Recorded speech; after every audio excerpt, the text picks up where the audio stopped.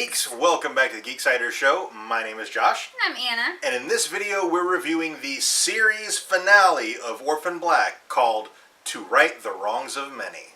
If you haven't seen this episode yet and you want to avoid any spoilers, you're going to want to skip this video because everything we say from this point forward is going to be a spoiler. Okay, so the series finale of Orphan Black, I think, in my opinion, the absolute perfect finale for this series. They could have easily spent the entire episode on how Sarah and Helena and Art got out of Dyad, got out of the Institute and escaped.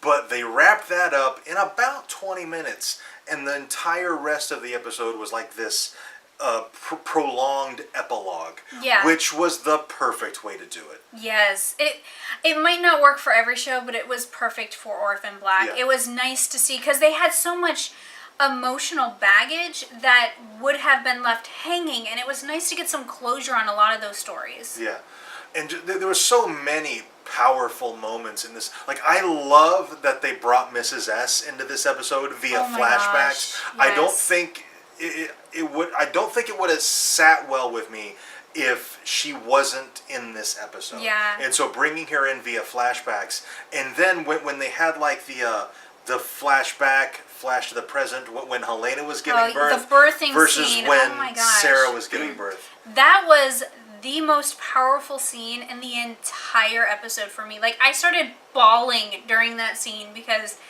oh my god, that was awesome. It was done so well to just kind of keep flashing back and forth between Mrs. S coaching and Sarah coaching, and Helena giving birth and Sarah giving birth. Like, it was just so powerful, and oh my gosh, it was so right for this show. And you weren't the only one. Yeah. I was freaking bawling though. You teared up. I was bawling. I got pretty misty, but and it was. I think I'll go beyond saying that it was the most powerful moment of this episode. I'll say it was the most powerful moment of the series. Yeah, definitely. It was just. Oh my gosh, it was so great. And then Cody's death was super satisfying.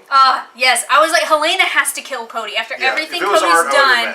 Yeah, after everything Cody's done, it has to be Helena. And I was so happy that it was. Like, Helena, in birth, about ready to push, still manages to kill Cody. Yeah. It's freaking badass. That's how Helena rolls. and then in the epilogues, or in the epilogue, when Sarah's basically like, I'm a shit mom. I don't know how to do this. I'm so bad at this. And then they go basically around Robin talking about like things they've done like as parenting parents. fails. Yeah. And Helena's talking about, she's like, the babies eat sand. I don't know where they get the sand. Where's the sand coming from? So I just let them eat it. So it's like it's magic sand, so she's letting them eat it. And I can see, like, as a parent just being like, I don't care anymore, just eat it, you'll be fine. But then also, I could see Helena going, well, that sand's magic. There's no sand around here, and somehow the baby's found some sand. It's got to be magic. And her just being fine with it because it's magic. I could see it going both ways. And I love how Helena had the orange and purple because she didn't know what to name them, and then at the very end, the name tags Art and Donnie. Oh my gosh. It was perfect. It was really sweet. Arthur and Donnie. Yeah. It was really sweet that Helena named her two boys after the two most prominent men in her life. Yeah. It's because they're the two only good men she's ever known. Yeah. Well, her and Felix. Yeah, Felix too. Yeah, Felix. But yeah, like the two father figures almost. Although Donnie wasn't really a father figure so much for her, but more so than Felix. Felix was never really a father figure. Felix more of a brother figure. Yeah. But yeah, Arthur and Donnie were more parental figures for Helena, I think. And I think that's where the naming her boys after them, that's where that came from. Yes. One thing I do wish, though, I wish Crystal had made an appearance in this episode. I would have loved to seen Crystal. They did mention Tony, which was awesome. Yeah, and they mentioned Crystal too. Yeah. So they mentioned Tony and Crystal. But yeah, Crystal had enough in it. It would have been nice to see her. Although the clones never really took her that seriously. So, I mean, it made sense why she wasn't in it, but it would have been cool to see her. Just at the even party to see at her the inoculation or something. Yeah. If they'd just been there inoculating her, that would have been cool. I would have liked to seen her show up at the party at the end. It was cool seeing Rachel show up and give them the list. There was, Yes. what, like 274 Litas out around the world, and that's what Cosima and Delphine end up doing. They're just traveling the world, inoculating the Litas, but Cosima has to, like, stay incognito. She can't let them see her. Yes, so that they're not aware of how messed up their entire life really is. Yeah. So I just thought that was the perfect ending for that duo. Yes. And then Sarah, we don't get a good sense of whether or not she's going to get her act together. As No, of yeah.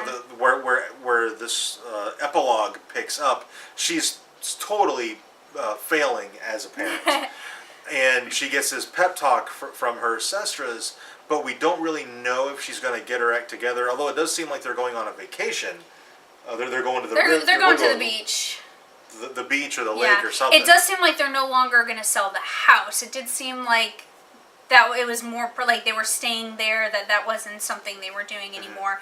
But the most important thing with Sarah's story is that we saw her finally grieve for Mrs. S. Yeah. That was her conclusion to her story, is that she finally could grieve for her. She's always been a mess up, so giving her a happily ever after doesn't really work for her character. So I kind of like that it was kind of left open where things were good now, but you have no idea if she was going to get her GED and get a job and do what she needed to do for Kira. Yeah. And there has been whispers that maybe they'll turn Orphan Black into a feature film, Ooh. which would be really cool. If there's like one more adventure the Sestras have to go on, and they could tell that via a full-length feature movie, I would totally go see it. I think it'd be Heck awesome. yeah. To see Tatiana Maslany roll as the clones one more time, I would yeah. absolutely go see it. This has been an amazing 5-year show. Yes, And I oh think my they said gosh. from the very beginning this was going to be 5 years and then they were going to conclude the story. So they had the plan from the very beginning and they really executed it well. I'm going to miss this show. Yeah, me too. It's going to be so sad when it doesn't come back next year. Yeah. Hopefully, I mean, I really hope Tatiana Maslany's, I hope her career really takes off from here. Yes, it should. I feel like the sky's the limit for her, especially if Hollywood can decide how they want to cast her, because she's played all these different She's kinds played of characters. so many different characters. Like, if they ask her for an audition, she should just hand them the Yeah. complete series Orphan Black. Here you go. So, I mean, Hollywood, they like their cookie cutters, but my gosh, Tatiana Maslany, I mean, her skill set is second to absolutely none. Yes. And she deserves all the good things that come her way. Alright, I think that's all we have for this video. I am sure there's stuff we missed, so if there was, let us know down in the comments. Also, if you enjoyed this video, you can tell us by dropping a like on it, subscribe to our channel if you haven't already, and help us grow by sharing this video on social media. And thank you very much for watching, and we'll see you next time.